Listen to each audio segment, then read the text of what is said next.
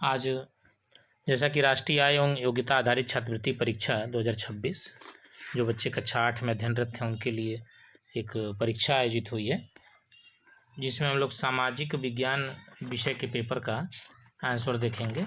तो जैसा कि जो मेरे पास पेपर है उसमें प्रश्न संख्या 126 से है सामाजिक विज्ञान, तो हम इसमें देखेंगे, ध्यान देंगे। जैसा कि दे रहा है सबसे पहला प्रश्न, एक प्रश्न संख्या 126 कि चतुर्थ बौद्ध संगीत का आयोजन किसके शासनकाल में हुआ था?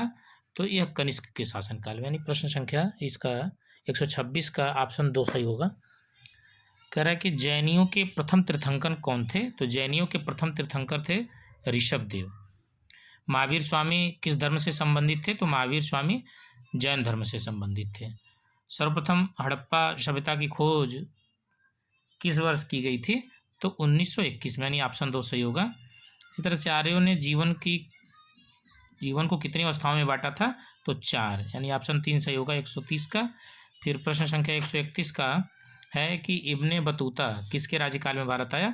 तो मोहम्मद बिन तुगलक के, यानी इसका ऑप्शन संख्या 4 सही हो जाएगा।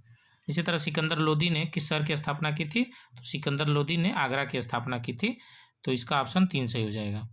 फिर प्रश्न संख्या 133 है कि इल्तुतमिश द्वारा चांदी के चलाए गए सिक्के को क्या कहते थे? तो चांदी के चलाए गए सिक्के को टंका कहते थे, यानी ऑप्शन 2 सही होगा। बाबर ने अपनी आत्मकथा तुजु के बाबरी किस भाषा में लिखी थी? तो तुर्की में लिखी थी। सहायक संधि का संबंध है वेलेजली से। इसी तरह से प्रश्न संख्या 136 है कि प्लासी का युद्ध कब हुआ था? तो प्लासी का युद्ध हुआ था 1757 में। और रेगुलेटिंग एक्ट कब लाया गया? तो पहला रेगुलेटिंग एक्ट 1773 में लाया गया। फिर अगला प्रश्न दे रहा है कि फोर्ट विलियम कॉलेज की स्थापना कहाँ की गई थी? तो कलकत्ता में। मुर्शिदाबाद से मुंगेर अपनी राजधानी स्थानांतरित करने वाला बंगाल का नवाब था मीर कासिम। इसी तरह से बंगाल में पाल वंश की स्थापना, तो पाल वंश की स्थापना गोपाल ने की थी। भारत की कौन सी नदी भ्रंश घाटी में बहती है? तो यह है नर्मदा नदी।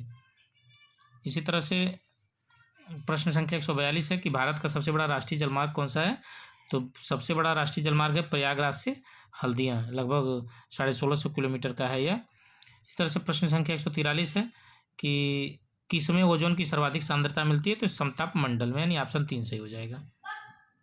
इस तरह से प्रश्न संख्या 144 कि सवाना का सर्वाधिक विस्तार, तो सवाना का सर्वाधिक विस्तार है अफ्रीका में। तो कौन सी नदी भूमध्य रेखा को 2 बार पार करती है? तो कांगो। भारत की सबसे अधिक उपजाऊ मृदा कौन सी है? जलोढ़ मृदा। वायुमंडल की सबसे निचली परत को क्या कहते हैं? क्षोभ मंडल। भारत का मैनचेस्टर अहमदाबाद को कहा जाता है। कौन सी गंगा की सहायक नदी नहीं है? तो गंगा, ये देखो गोमती, यमुना, सरजी, ये तीनों सहायक है, नर्मदा सहायक नहीं है। मृदा क्षरण को रोका जा सकता है अधिक से अधिक वृक्षारोपण करके, यानी वनारोपण। ऑप्शन संख्या 4 से हो जाएगा। इस तरह से प्रश्न संख्या 151 है कि भारत के संविधान के निर्माण में संविधान सभा को कितना समय लगा? तो 2 वर्ष 11 माह 18 दिन लगा था। ग्राम पंचायत समिति में सरकार द्वारा नियुक्त कर्मचारी कौन होता है? तो सरकार द्वारा नियुक्त कर्मचारी होता है सेक्रेटरी, जिसको कहते हैं पंचायत सचिव। संविधान सभा के अध्यक्ष कौन थे? डॉक्टर राजेंद्र प्रसाद। किस संवैधानिक संशोधन के द्वारा शिक्षा के अधिकार को मौलिक अधिकार में जोड़ा गया? 86 में। और प्रश्न संख्या 155 है कि संघ सूची का विषय है? तो संघ सूची का विषय है रेल। और साधारण विधेयक कितने चरणों में पारित होता है? तो 5 चरणों में, यानी ऑप्शन 3 सही हो जाएगा। फिर प्रश्न संख्या 157 है कि राष्ट्रपति पद के लिए योग्यता है? तो राष्ट्रपति पद के लिए योग्यता है कि लोकसभा का सदस्य निर्वाचित होने की योग्यता रखता हो। और निम्न से कौन लोकतंत्र का आधार नहीं है? तो मौलिक कर्तव्य। सूचना का अधिकार कब लागू हुआ था? तो ये लागू तो हुआ था 2005 में, लेकिन अब यहाँ पे पूछ दिया है कि महीना, तो यह है अक्टूबर में लागू हुआ था। प्रश्न संख्या 160 है कि भारत का संविधान अंगीकृत हुआ? तो भारत का संविधान जो है अंगीकृत किया गया नवंबर 26, 1949 को, यानी 26 नवंबर 1949 को, और 26 जनवरी 1950 को लागू किया गया था, यानी ऑप्शन 3 सही होगा। तो इसी तरह से अन्य भी विषय के उत्तर आपको अतिशीघ्र मिलेंगे।